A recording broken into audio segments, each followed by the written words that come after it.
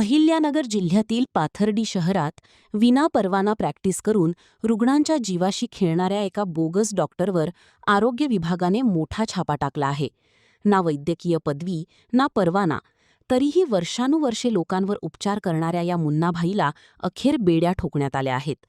नेमका काय आहे हा संपूर्ण प्रकार, पाहूया सविस्तर रिपोर्ट. पाथर्डी शहरातील नाथनगर परिसरात मूळव्याध भगंदर उपचार केंद्र, प्राकृतिक चिकित्सालय या नावाने एक दवाखाना सुरू होता. डॉक्टर गौरव कुमार नाव सांगून हा व्यक्ती रुग्णांवर उपचार करत होता. मात्र आरोग्य विभागाला या दवाखान्याबाबत संशय आला.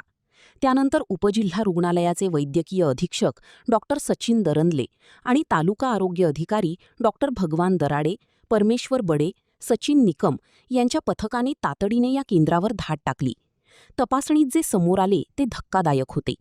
या व्यक्तीकडे वैद्यकीय व्यवसाय करण्याचा कोणताही अधिकृत परवाना नव्हता.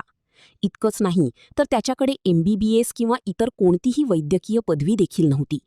प्रशासनाने घटनास्थळावरून उपचारासाठी वापरली जाणारी संशयास्पद औषधे, वैद्यकीय साहित्य आणि सुमारे 2,000 रुपयांचा मुद्देमाल जप्त केला आहे.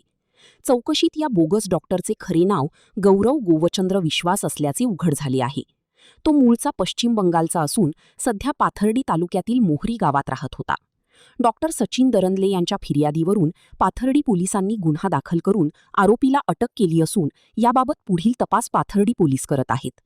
या कारवाईनंतर अहिल्यानगर जिल्हा परिषदेचा आरोग्य विभाग अलर्ट झाला आहे.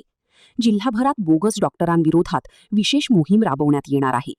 त्यामुळे विनापरवाना दवाखाने चालवणाऱ्यांचे आता धाबे दणाणले आहेत. जिल्हा परिषद आरोग्य विभागाने नागरिकांना महत्त्वाचे आवाहन केले आहे की कोणत्याही क्लिनिकमध्ये उपचार घेण्यापूर्वी संबंधित डॉक्टरकडे वैद्यकीय पदवी आणि महाराष्ट्र मेडिकल काउन्सिलचा अधिकृत परवाना आहे का याची खात्री करून घ्या. तुमचा एक क्षणाचा निष्काळजीपणा तुमच्या जीवावर बेतू शकतो. प्रतिनिधी भिवसेन टेमकर, NTV न्यूज मराठी, पाथर्डी, अहिल्यानगर.